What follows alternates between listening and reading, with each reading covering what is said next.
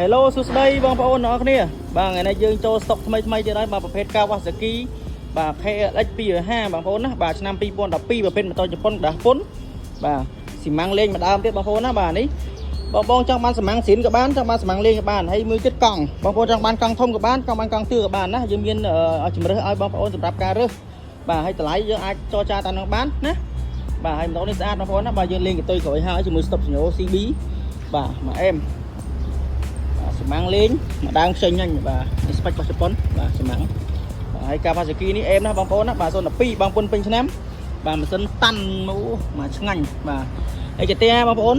តិចតិចបាទស្នាមតិចតិចខ្ញុំអត់បាញ់ទេទុកឲ្យសំណុំស្រីនណាបើបងប្អូនត្រូវថ្លៃបងប្អូនចង់បាញ់ខ្ញុំបាញ់ឲ្យបានណាបាទនេះបាញ់ឲ្យបានណា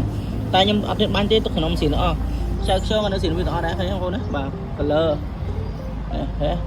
បាទសាច់តួខ្មៅក្រឹបបាទអូអេមែនតើស្អាតណាស់បងប្អូនណាបាទនេះ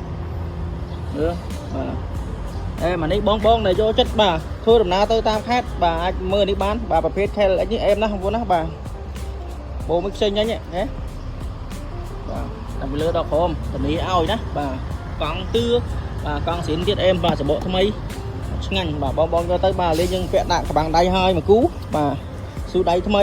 បាទដៃលេងពីជប៉ុនមកបាទអេមហើយកុងទ័របងប្អូនកុងទ័រ 4000 គីឡូទេបាទ 4000 គីឡូតិចតួចបាទម៉ាស៊ីនអីតនីឲ្យសនំស៊ីនអត់ដែរប៉ះសោទេបាទនេះ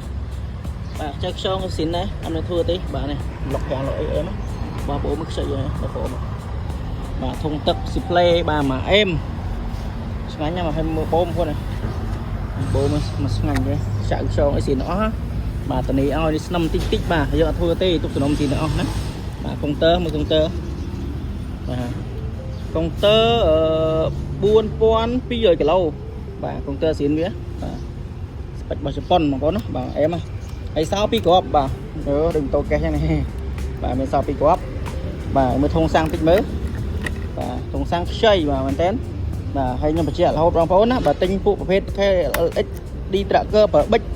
បងប្អូនគួរតែប្រយ័ត្នជាមួយធុងសាំងកាលណាតែធុងសាំងចេះបងប្អូនជៀកស្រួលទេ